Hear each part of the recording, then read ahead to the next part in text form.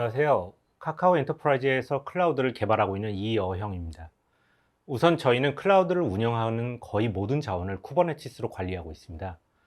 그래서 오늘 제가 소개시켜 드릴 내용은 저희 같이 모든 것들을 쿠버네티스로 관리한다고 할 때 어떻게 하면 보다 안전하게 원하는 상태로 배포를 할 수 있을지 말씀드리려고 합니다.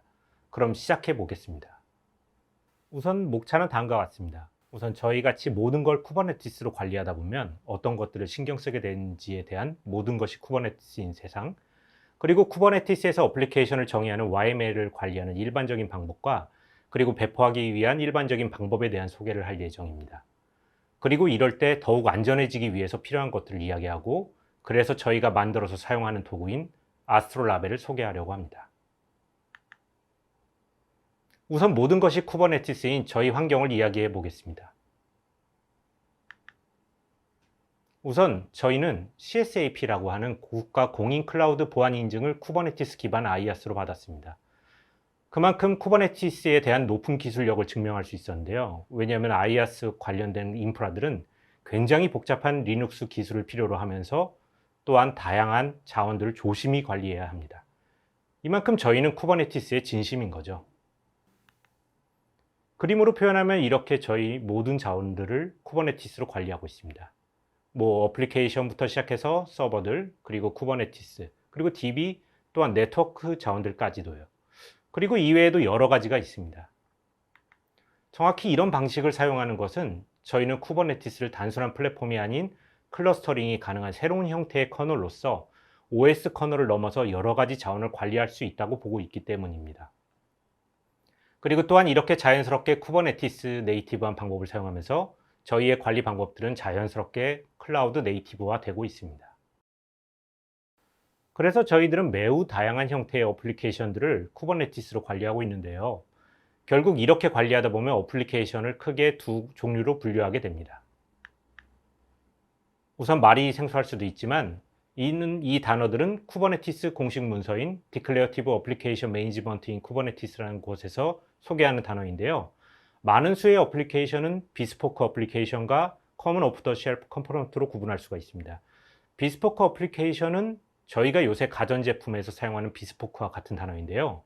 맞춤형 어플리케이션, 즉 회사에서 자체 개발하는 어플리케이션을 의미합니다. 그리고 이런 어플리케이션 대다수는 굉장히 스테이트레스하다고 할 수 있죠. 또 다른 종류인 Common Off the Shelf 컴포넌트, 줄여서 COTS 컴포넌트는 이와 반대로 기성품이라고 할 수 있습니다. 보통 오픈소스인 화이트박스와 벤더에서 제공하는 블랙박스 형태로 나뉘게 되는데, 이런 것들을 합쳐서 COTS 컴포넌트라고 하고, 보통 DB, 버추얼 스위치, 리버스 프록시 등등과 같은 스테이트 플랜 인프라스트럭처 시스템을 위한 어플리케이션들로 볼 수가 있습니다. 그렇다면 이런 두 가지 종류의 어플리케이션을 YML로 관리하기 위한 일반적인 방법을 말씀드리겠습니다. 어느 정도 쿠버네티스를 사용 경험이 있으시면 이 두 가지를 생각하실 텐데요. 커스터마이즈와 헬름입니다. 물론 이외에도 YML을 그대로 사용해서 관리하는 게 제일 편할 수도 있습니다. 다만 재사용성이 높아져야 하고 관리의 효율화를 추구하다 보면 자연스럽게 이런 도구가 필요해지게 된다고 봅니다. 우선 커스터마이즈는 쿠버네티스 네이티브하기 때문에 이를 사용하면 완벽히 쿠버네티스에서 제공하는 방법들로 사용 가능하며, 또한 선언적인 방법으로 YML을 관리할 수 있도록 합니다. 기본적인 컨피그 맵 시크릿들을 생성하고 관리해서 변경 시에 기존 어플리케이션들이 자동으로 재시작하는 등과 같은 편리한 방법들을 제공하고 있습니다. 다만 퍼블릭 GitHub을 이용한 배포는 주요하지만 프라이빗 GitHub에서는 좀 불편한 점들이 많은 게 단점입니다. 다음으로 헬름은 템플릿 방식으로 복잡한 형태의 YML을 관리할 수 있도록 합니다. 커스텀한 훅과 같이 절차적인 방식을 지원하기도 하여 복잡한 요구 조건에 더 적합합니다. 하지만 커스터마이즈와 달리 헬름은 자체적인 버전 관리와 전용 클라이언트를 사용하기 때문에 쿠버네티스 네이티브하다고는 하지 않습니다. 간단히 말해 쿠버네티스 외에 더 관리할 부분이 생긴다는 것이죠. 그래서 다시 이 어플리케이션을 살펴보면 이런 비스포크와 같은 맞춤형 어플리케이션은 전체적인 구성보다는 이미지 교체, 컨피그 교체들이 포커스되어 있다고 할 수 있습니다. 이와 달리 COTS 컴포넌트는 외부에 공개된 코드를 그대로 사용하는 경우도 많고, 인프라스트럭처 어플리케이션에 가까울수록 복잡한 쿠버네티스의 설정이 필요할 수도 있습니다. 그리고 보통 이런 COTS 컴포넌트는 외부에서 헬름으로 공개되는 경우가 많죠. 그러다 보니 이미지와 컴피그 교체가 잦은 비스포크 어플리케이션은 커스터마이즈와도 궁합이 잘 맞고, 복잡한 YML을 관리해야 되는 COTS 컴포넌트는 헬름과도 궁합이 잘 맞는다고 할 수가 있습니다. 물론 이건 개인적인 의견이고 저희도 꼭 이런 식이 아닌 그때그때 다른 조합을 사용하기도 합니다. 그렇다면 여태까지는 이런 YML을 관리하는 방법에 대해서 이야기했다면, 이번에는 이제 이렇게 관리하는 YML을 배포하기 위해서 사용하는 일반적인 방법을 이야기하겠습니다. 예전부터 배포 방식들을 살펴보면 스크립트 기반으로 배포하는 것부터 이미 구성된 서버에 배포하는 컨피규레이션 매니지먼트 방식들, 그리고 이를 지나 테라폼과 같은 IAC 형태로 진화했습니다. 그리고 이전부터 컨셉들은 존재했지만 컨테이너 방식이 발전하면서 기놉스가 완성되었다고 할 수가 있습니다. 기놉스는 여러 가지 툴들이 있지만 쿠버네티스 쪽에서는 플럭스와 아르고 CD가 유명하다고 할 수가 있죠. 이런 플럭스와 아르고 CD는 보통 Continuous Deployment 툴이라고 하는데요. 유저는 커스터마이즈와 헬름 등을 이용해서 YML을 관리하고, 그리고 이런 것을 깃에다 저장한 뒤에 이런 Continuous Deployment 툴들로 쿠버네티스에 배포하여 관리하게 됩니다. 이렇게 사용하는 패턴은 기놉스의 기초적인 패턴이라고 보실 수가 있습니다. 플럭스와 아르고 CD는 유사한 점도 많지만 헬름을 사용할 때 사용성을 비교한다면 가장 큰 차이는 플럭스는 헬름의 호환성을 유지하는 식으로 관리하고, 아르고 CD는 헬름의 호환성이 아닌 쿠버네티스 네이티브한 방법으로 YML을 만들어서 사용합니다. 또한 어플리케이션이라는 독자 포맷을 제공하는데 이게 생각보다 헬름과 같은 템플레이트 툴들과 궁합이 좋습니다. 이 YML은 아르고 CD의 어플리케이션 CRD입니다. 특히 헬름을 사용할 때 YML이라고 할 수가 있습니다. 중간에 헬름 밸류를 정의하는 식으로 사용하게 되죠. 이와 달리 커스터마이즈와 같이 사용하게 될 때는 안타깝게도 위에 5개 말고는 추가적인 YML들이 있어야지만 관리 가능해서 YML을 관리하기 위한 표현력이 좀 떨어진다고 볼 수가 있습니다. 다만 앞서 설명할 비스포크 어플리케이션은 이미지 중심의 변화이기 때문에 이 정도로도 충분히 사용할 수가 있습니다. 다시 헬름의 포맷을 보면 3가지의 큰 카테고리의 항목을 확인할 수가 있습니다. 우선 어디에 배포할지 보는 타겟, 특정한 어플리케이션이 가져가는 컨피그인 밸류, 그리고 어떤 헬름 템플릿을 사용할지 깃에 의해서 고정되는 값은 템플레이트로 볼 수가 있죠. 이렇게 어플리케이션의 모든 정보가 있기 때문에 이 한 개의 YML로 특정한 어플리케이션의 정보를 특정시킬 수가 있습니다. 그래서 이런 어플리케이션 값은 아르고 CD에 의해서 YML로 빌드가 됩니다. 빌드할 때는 헬름 템플레이트와 같은 커맨드로 YML을 만들고 있고요. 그리고는 아르고 CD를 통해 쿠버네티스에 이 YML이 배포되게 됩니다. 그래서 저희 같은 경우는 결국 비스포크 어플리케이션도 헬름으로 관리하려고 하면서 이제 전체적으로 아르고 CD와 헬름의 조합을 선호하는 편입니다. 여기까지는 일반적으로 사용되는 조합이었고요. 그렇다면 이제 안전하게 배포하기 위해서는 어떤 게 더 필요할까요? 우선 앞서 이야기했던 어플리케이션을 구성하는 3가지 요소입니다. 일반적으로 배포할 때 고민하게 되는 3가지 요소라고도 할 수가 있죠. 이를 변경했을 때, 즉 배포했을 때 난이도로 다시 살펴보면 타겟, 밸류, 템플레이트 순으로 난이도가 올라가게 됩니다. 왜냐하면 대부분이 타겟이 변경되면 신규 설치입니다. 보통 새로 설치되는 건 바로 사용하지 않기 때문에 대부분 안전하여 난이도가 제일 쉽다고 할 수가 있습니다. 다음은 밸류가 변할 때입니다. 이 밸류는 대부분 기존 값들에서 우리가 원하는 값이 들어가기 때문에 보통 집중해서 살펴보게 되는 값이고 변화도가 크지 않은 게 대부분입니다. 이런 것들과 달리 템플레이트 값이 변경되는 게 가장 어렵다고 할 수가 있습니다. 왜냐하면 자주 바뀌고 집중하는 밸류 값이 아닌 YML을 구성하는 기반 데이터이기 때문에 결국 밸류가 어떤가에 따라서 YML이 변경되기 때문에 밸류와의 조합도 봐야 되고, 이때 밸류도 다시 변경이 필요할 수도 있습니다. 그림과 같이 밸류가 변경될 때는 완성될 YML이 비교적 쉽게 예측 가능합니다. 해당 값이 사이트 A에서 사이트 B로 변경될 것이라고 예측이 되죠. 이와 달리 템플레이트가 변경이 되면 기존에 사용되는 밸류들과 합쳐서 예측이 돼야 되는데 보통 value가 어떤 값인지 확인하지 않고 템플레이트가 변경되면 문제가 생길 수가 있습니다. 위의 예에서는 63글자 이하여야 하는 라벨이 특정 value에서는 63자 이상이 되면서 문제가 되는 케이스이죠. 그래서 결국 템플레이트나 value와 같은 값이 배포될 때는 배포되기 전에 어떻게 배포될지 정확하게 알 수 있을지 리뷰하는 과정들이 필요하게 됩니다. 즉, 아까의 그림으로 다시 살펴보면 싱크하기 전에 빌드되어진 YML 값이 기존 값에서 어떻게 변경이 되었을지 예측할 수 있으면 보다 안전하게 배포 가능하다고 할 수가 있습니다.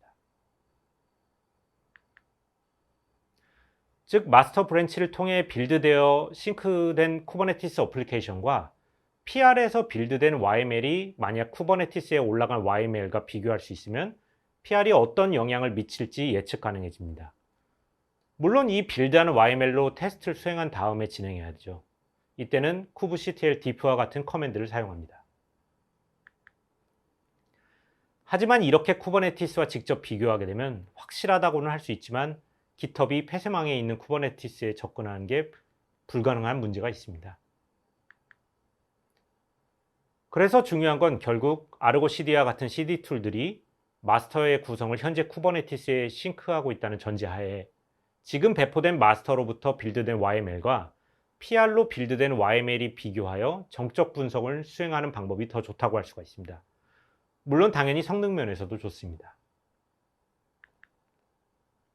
그래서 저희 같은 경우엔 GitHub에서는 이런 간단한 비교는 코멘트로 출력시켜 줍니다. 그러므로 PR 리뷰어는 이 커밋을 통해 결국 타겟에 어떤 변화가 생길지 쉽게 예측할 수가 있습니다. 하지만 그런데 프로덕션에서도 이 케이스만으로 모든 문제가 해결될까요? 물론 아닙니다. 여러 어려운 점들이 나타날 수 있는데 특히 이 두 가지가 대표적이라고 할 수 있습니다. 첫 번째로는 앞서서 잠깐 언급했지만 템플레이트가 변경되면 이 변경된 템플레이트가 기존 클러스터에서도 정확하게 동작할 수 있을지 확인하는 것이 필요하다고 할 수가 있습니다. 둘째로는 실제 작업 시 여러 어플리케이션이 동시 변화들이 필요하다는 점입니다. 그렇게 저희는 이러한 경험을 바탕으로 어떻게 하면 쿠버네티스 배포를 미리 리뷰해서 결과를 예측할 수 있을까 고민했고 그 결과로 아스트롤라베라는 도구를 만들었습니다. 아스트롤라베. 저희 내부적으로는 아스트로레이브라고도 합니다. 이 도구는 정교한 천문 도구로 태양, 달, 행성, 별의 위치를 예측하는 기능을 가지고도 있습니다. 이런 이름을 붙인 건 어떤 작은 변화가 있을 때 이게 우리 클러스터에 전체적으로 미치는 영향을 살펴볼 수 있게 해주기 때문입니다. 이건 이 툴을 사용한 동료들에게 받은 코멘트입니다. 우선 클러스터에 발생시킬 변경을 미리 대조해서 봄으로 뒷수습하는 일을 줄여주게 된다고도 할 수 있고요. 어떤 변경 사항이 있는지 정보를 보여줘서 최종 배포 형상들을 검토하는 데 사용되고 있습니다. 이게 해당 도구의 인터페이스입니다. 비교적 심플하다고 할 수 있는데요. 화면엔 변경되어지는 PR 값의 설명과 배포 시 변경되는 클러스터들, 그리고 각 어플리케이션들 중 변화가 있는 값들을 확인할 수 있는 버튼이 있습니다.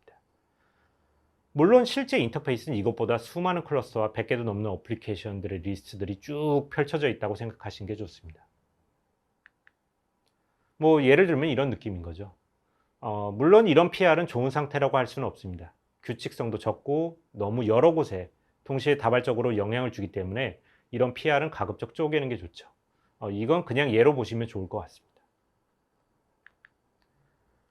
결국 이 도구는 앞서서 이야기했던 두 가지 문제를 해결해 줍니다. 한 PR이 전체적인 클러스터에 영향을 주는 것과 또한 여러 어플리케이션에 영향을 주는 것을 동시에 확인할 수 있게 해줍니다. 즉, 배포를 원하는 개발자가 PR을 작성하면 테스트가 통과할 시에 위에 GitHub 코멘트와 같이 변경될 미래를 예측해서 이를 링크로 작성해 줍니다. 이를 클릭하면 아스트롤lab의 인터페이스로 들어가게 됩니다. 그래서 이렇게 들어가게 되면 가로와 같이 템플레이트 변경 시 기존 클러스터에 예측을 하고 세로와 같이 한 클러스터 내에서 해당 PR이 어떤 어플리케이션에 영향을 주는지 볼 수 있게 되죠. 그리고 이걸 통해서 밸류만 변경된 어플리케이션 A는 배포가 발생하지 않고 밸류와 YML 둘 다 변경된 어플리케이션 C가 배포가 발생함을 예측할 수 있게 됩니다. 즉, 밸류가 변경이 돼도 배포가 발생하지 않는 케이스를 찾아서 YML의 리팩토링을 편하게 해줍니다. 왜냐하면 배포가 발생하지 않는 걸 확인하면 더 편하게 수정을 적용할 수 있기 때문이죠. 그리고 앞에 있던 diff 버튼을 누르면 GitHub diff 인터페이스와 유사한 형태로 리뷰어가 편하게 리뷰를 할 수 있게 해줍니다. 위의 그림은 헬름의 밸류가 변경된 걸 확인 가능하고요. 아래의 그림은 이게 반영된 YML이 어떻게 변경될지를 확인 가능합니다. 아무튼 리뷰어들은 이로써 정확하게 배포 전의 변경들을 육안으로 확인하여 리뷰하고 또 이를 이용해서 변경을 예측해서 안전하게 배포할 수 있게 됩니다. 잠깐 광고로 이를 도와주신 FE팀의 월터, 로이드 다시 한번 감사드립니다. 결국 GitOps와 CD는 PR 단위로 단지 자동으로 배포되는 것을 이야기하는 게 아니고 테스트를 수행하고 기존의 자원의 영향도를 사람이 파악해서 리뷰하고 또 관련해서 서비스의 SLA 등을 예측하고 롤백을 예측하면서 완성되게 될 수 있다고 생각합니다. 그리고 이러한 부분에서 결국에 사람이 리뷰하게 되는 부분을 돕기 위해서는 아스트롤라베 같은 도구들이 필요하다고 생각합니다. 이상입니다. 긴 발표 들어주셔서 감사합니다.